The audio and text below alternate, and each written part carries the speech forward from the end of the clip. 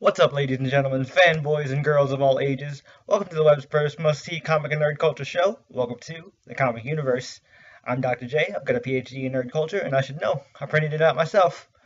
What's up, guys? Long time no see, and for some of you who have just joined the universe recently, this is probably your first time seeing me. Well, welcome. My name's Jay. I'm a member of the team, obviously. And I am back. You're from a little bit of a hiatus. I've been working on my main channel a little bit, and I have been on vacation. Actually in Florida, but unfortunately I wasn't able to link up with C-Dubs and DPZ. But next time I will be there, I think next summer, or but so we'll figure that out. But anyway, that aside, I'm back, and I am here to kick off a brand new series on the comic universe, and that is, as you can tell by the title and thumbnail, called Pop Cultured. And basically, the idea of Pop Cultured is I take a topic, a question, a debate, a news piece, and I kind of give my 2 cents on it.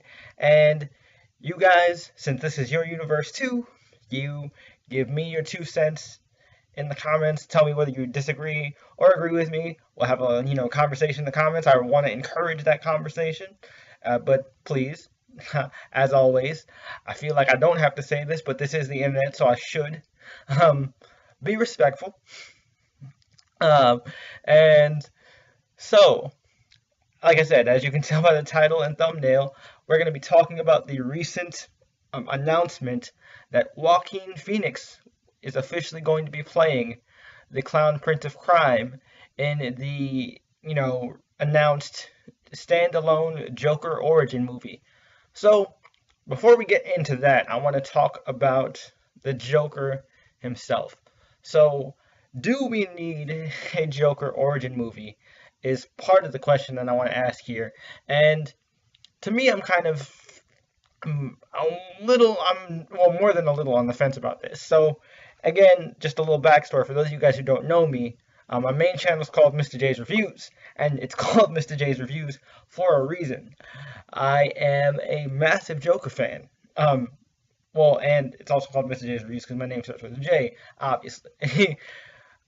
I keep sounding condescending, but I'm really trying not to. But yeah, so I'm a huge, huge Joker fan. So I'm very critical of anybody, and I mean anybody, who plays the Joker, whether it be video games, animation, or in this case, live action movies. And I was definitely not happy with Jared Leto's portrayal of the Joker. I think Jared Leto is an amazing actor. He makes pretty good music with 30 Seconds to Mars. But man, I was not into his version of the Joker. And this video isn't going to be all just Jared Leto bashing, but I just want to get this out there, get this off my chest. Jared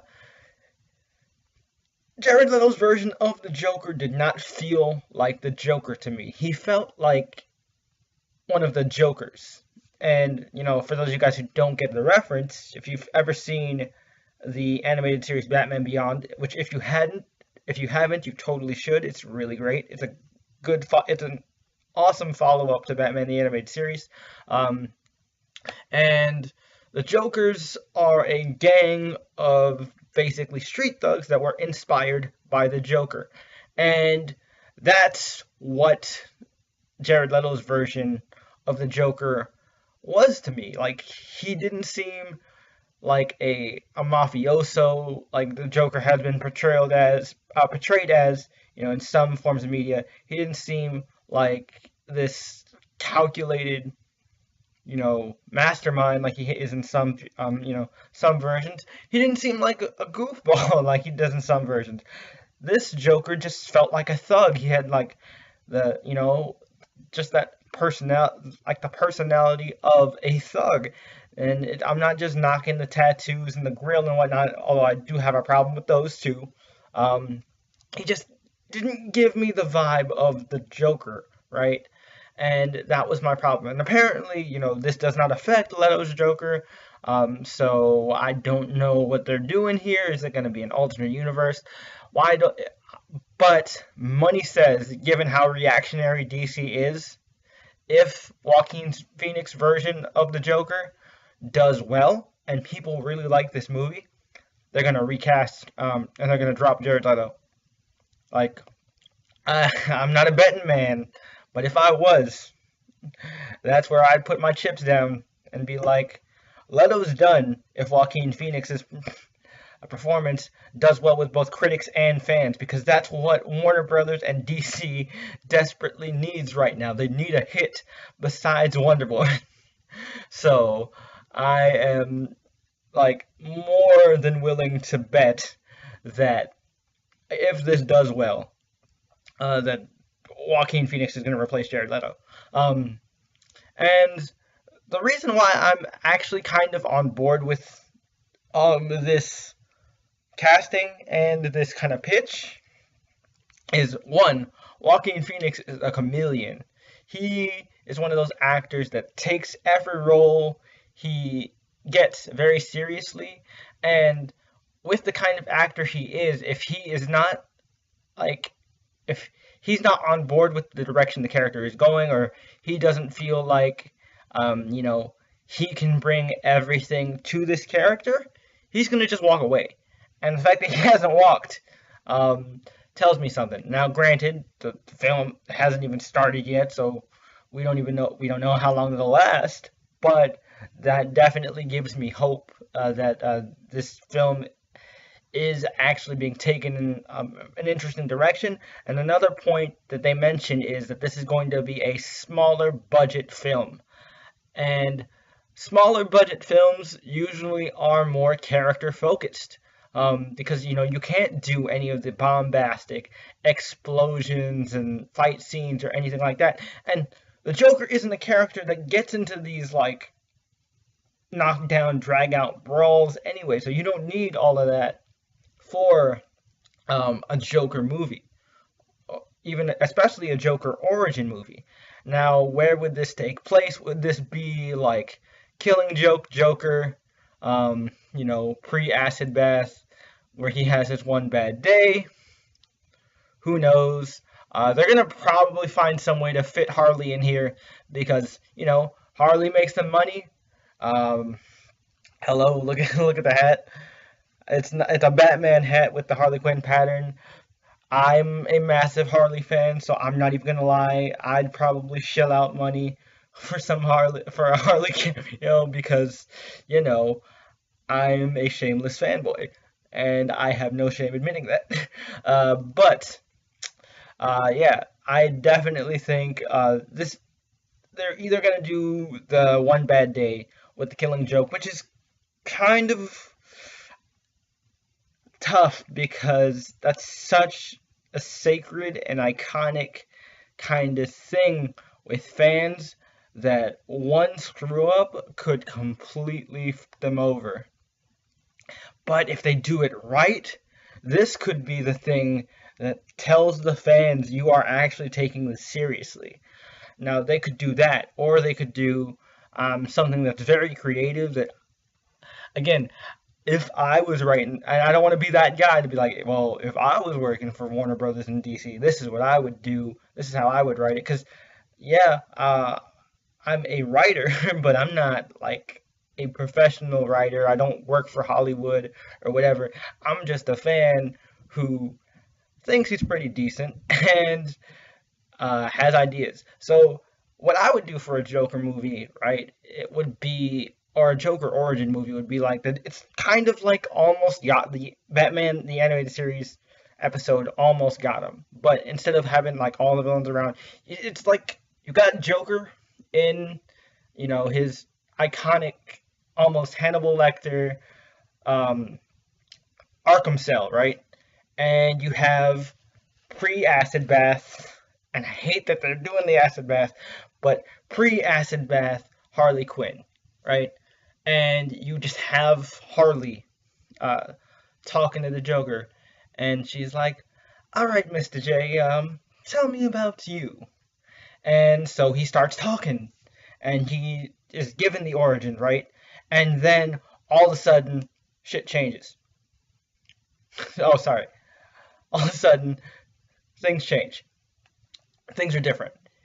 You got different vignettes of connected stories, but all the details don't match.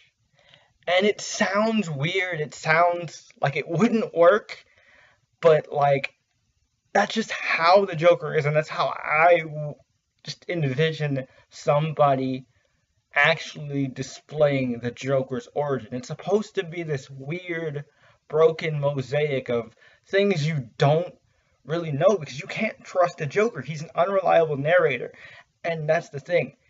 You have to. That's gonna be a key to making this movie work. Is to show you don't know about the Joker. You shouldn't know about the Joker, because the thing is with characters, and this is kind of the main point I wanted to touch on, and yeah, it's like 10 minutes into the video and I'm getting to the main point, but the main point I wanted to touch on here is like with origin stories in general, you can either help a character and, flush them out a lot more, like in the case of Wolverine, like Wolverine Origins, that first graphic novel where it showed a little bit of his origin and of his past, where we get to learn his name and when he first popped the claws and all that stuff. Dope, loved it. Weapon X, dope. But when they started adding more and more and just spelling everything out of like Logan's entire life, that's when the mystery and the kind of cool factor started to fade a little bit from Wolverine's character. Now, granted, Wolverine is the best there is at what he does. He will always be cool, and there's nothing that can really damage his popularity. His fans are gonna still be his fans, and if I insult him, I don't know if C-Dubs will keep me on the team. But yeah, so that's an example of how an origin story can help a character, right? Now, an example of how an origin story can mess up a character, and like I said, these characters are iconic. There's no way you can completely kill their popularity. There will always be diehard fans of them. But an example of how an origin story really lessens the impact of a very iconic character is, of course, Darth Vader. When we saw the prequels and we saw Anakin Skywalker for the first time, and we saw him as this whiny little brat who just turned into this whiny emo teenager with a hatred for sand, you were just like, this guy? That guy? He turned into the Dark Lord of the Sith. Now, granted, Revenge of the Sith is a lot better than I gave it credit for when I first saw it as a kid. Like, as like a, 12 years? I don't remember when it came out. I think I was like, maybe 11, 12, something like that. But, as a kid. But still, like, you've got one of the most intimidating, most powerful villains in cinematic history, and you reduce him to this by showing his origin. Worst case scenario, that's what's going to happen to the Joker, and I do not want that to happen. I love the Joker. If they ruin the Joker, that is going to definitely be the straw that breaks the camel's back for me. Suicide Squad was almost that straw for me. And I was like, no, I'm not going to give up on them. They gave me Wonder Woman, and I'm like, so that showed me, I'm like, all right, there is a possibility that they could come out with great movies. Shazam looks like it could be great. But like, man, this is such a mixed bag. I don't know what to do. I really don't. So my question to you, Youniverse, is, do you want a standalone Joker movie? Do you think Joaquin Phoenix could pull it off? How do you think they could do a standalone Joker movie? And with comic book origins and with character origins, do you think origins do more good or bad for characters? What are some examples of characters that you think origin stories have really helped? And what are some character origin stories that you think really hurt? And obviously, we've heard several ones like a million times before, like Batman, Spider-Man, Superman. But like, give me some examples of some of your favorite origin stories and some of your least favorite origin stories. Tell me all those in the comments down below. As always, don't forget to leave this video a like to let us know you enjoyed it. And In the outro card, I will leave, of course, a link to subscribe to the channel if you haven't already. And if you haven't, you definitely should. We've got a lot of great content coming your way, a wide variety of stuff. And in the outro card, I will leave linked, a video, YouTube Mysterious Algorithm things you might like. And I will leave linked a link to my personal channel, Mr. J's Reviews, where I do a lot of similar stuff. On my main channel, I review a bunch of different content. I review anime, comics, TV shows, manga. I even do music, but it's mostly R&B and hip hop. Music reviews, like I talk about albums and singles and stuff like that. So if you're a fan of any of that stuff, definitely, if you like what I do over here, you'll definitely like what I do over there. I would really appreciate the support.